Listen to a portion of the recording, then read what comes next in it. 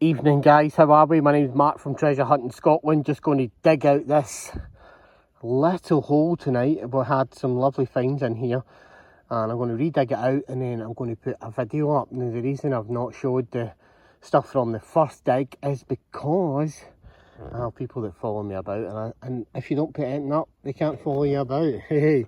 So we have our first find and it's not too bad. It's a lovely little hobnail Lysol bottle, and that is going to start us off this morning, well, evening, as they say. A little cheeky night dig, and we'll just see what we get, and I'll get back to you on the next find. Well, there you go, look at that, little bottle's just popped out. It's a Vaseline from Cheese Brother in New York. Bit of lubity, lube. Giggity. Well, I've just dug this, look at that, it's a bra little fish paste pot. That's exactly what it is, fish paste. And these were quite common back in early Victorian Edwardian times. Lovely, isn't it? Well, I just spotted this and I can tell you what this is right away. It's blank, right, but this is what lids look like when they come out. Then I knew it was going to be a blank lid. Well, this is, I think, a pickle jar. It is. It's a very early applied lip, and that is a beautiful little pickle jar. Well, this is a little bra sheer lip square inkwell. It's got a wee bit of edge to it as well, and it has some stamping on the bottom. Diamond with a B. It's not diamond registered anyway, but I knew that was an old one when I seen it. Those are markings for inks, and people with the massive ink books tend to know what these markings mean, but they'll not tell you. Some will, some won't. At first when I saw this, I actually thought it was a perfume bottle, but it looks like Galarnico on it. No idea, either that or... yeah, it's definitely Galarnico or Clarnico. New one on me, must look that up and find out what it is. Well, I've just dug this. It says Mag Lactus Fenheimer Son and Co Limited, London. New one on me. Got to take that, research it I think, and find out what it is, because I've never seen this bottle here before. I am working a little shallow part of the tip. It's about 3 feet, but it's thrown out quite a lot of bottles. Oh well, that would have been nice if it had been whole, wouldn't it have? Boots Cash Chemist Green. Certainly didn't break it anyway, it's been in there broke, but it's a bra little bottle, which is a shame. They're lovely as well. There you go guys, look at that, a wee bit of colour. There you go, green smelling salts. You gotta love them, haven't you? Beautiful little green smelling salts there. I'm just filling in this hole. I'm going for a dig at another part now. It's getting a wee bit darker. A cheeky one, where all the better stuff is. Now you got to love stuff like this. Look at that. It's part of an old rabbit figurine. The Victorians found rabbits very lucky. They have rabbit's paws sometimes in their pocket. Fortunately, it wasn't lucky for the rabbit, eh? But there you go. That would have been a little porcelain figurine or something like that of a little rabbit sat in somebody's mantelpiece. Like I said guys, the fight's starting to get a wee bit better over this side. Haha! Look at that Dunragget cream pot. That's me, I'm into fresh, because there's no way that would have been left behind. Your beauty. I wasn't sure if this was fresh there because there was no capping on it. It's been moved about, but there is stuff in it. That is a Dunragget cream pot. Woohoo! And that means I'm off to get a head torch now. Well, there you go, look at that guys, a lovely Singer's sewing machine oil.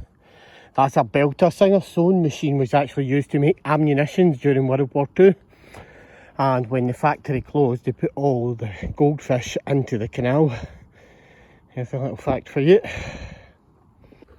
live excavation. This looks like a lovely squarely pink. Not sure if it's quite ready to come yet, but yeah. There we go, that's early. Lovely squarely pink. What a belter. I do like them, they're good for displaying. Brought that, going to take it for the collection. Another live excavation of a beer bottle. Oh, it's a Comrie. Very nice. Jai or Comrie, the Jock logo, Springbank, Glasgow. I'm so glad I found that because I just sold mine to Jai or Comrie's. I think it's like a great-great-granddaughter or something like that. And they collect her bottles. And they bought a few off me actually to put in their collection. I was always sad selling that one because I found it and I didn't want to sell it, but I sold it just because it was going to the family. And yeah, so I'm glad to put another one back in my collection. Well, here's a bottle that's far travelled. This is a Carter's Ink, and Carter's Inks were made in the USA. And yeah, far travelled little bottle. This is a canny little find, but you might find it hard to make out, but that's a book.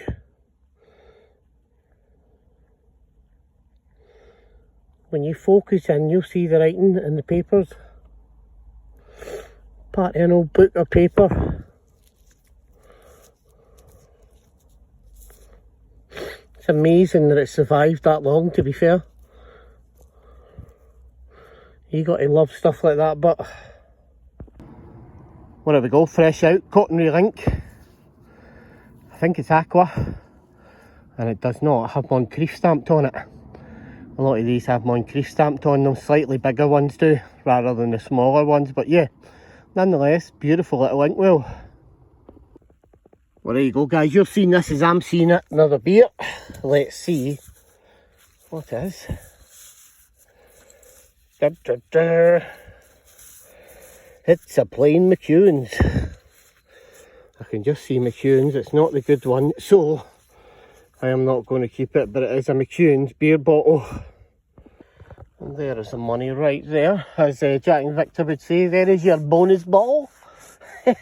Hey, a blue Lysol bottle.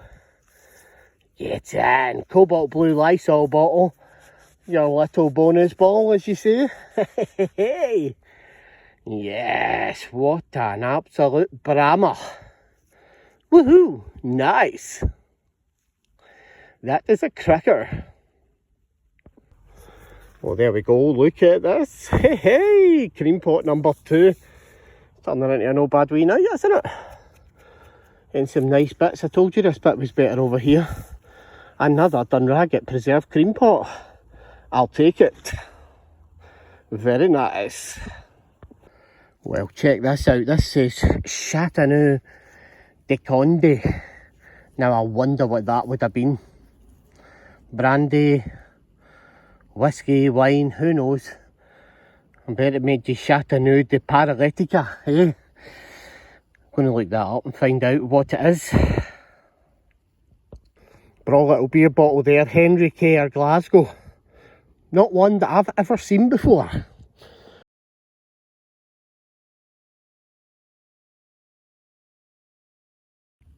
Right, live excavation of possibly a cream pot or a blacking pot, I'm thinking.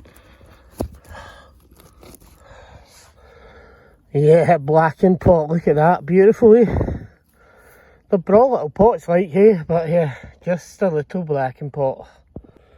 Well, I just dug this out, look at that, that would have been stunning. Sadly, just a little milk jug, but wouldn't it have been stunning, eh? Broken. They always are, because the way they go into the ground, they break and they stay in the same position. And just through time, the ground going hot and cold, they always crack up the middle.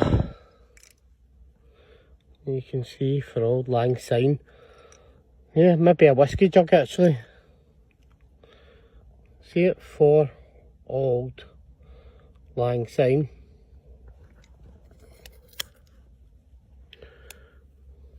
Newcastle and Co.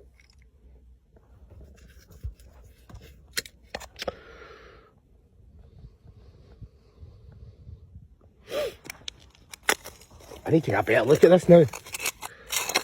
For Old Lang Syne, Newcastle and Co.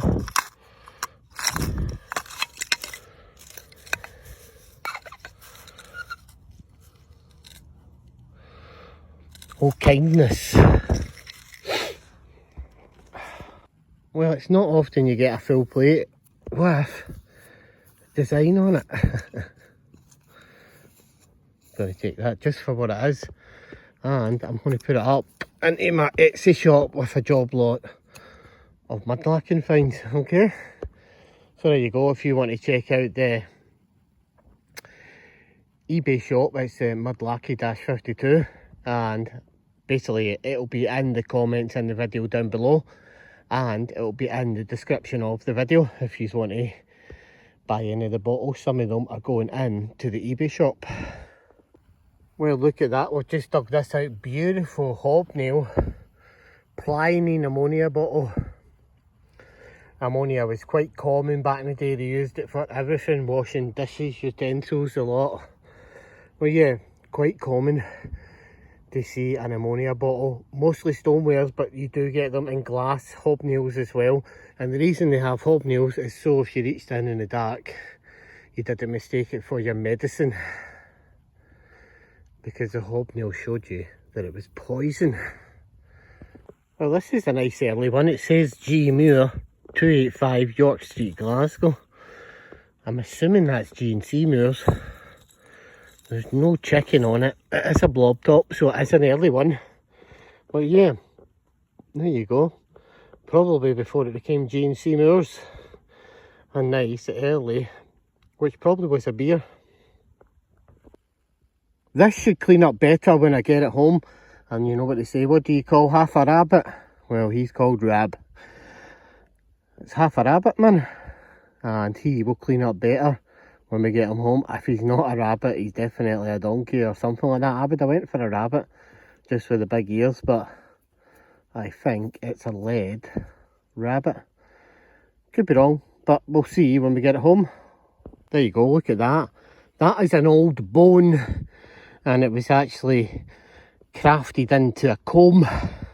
It's brilliant, eh? They were crafted back in the days when they didn't have any materials.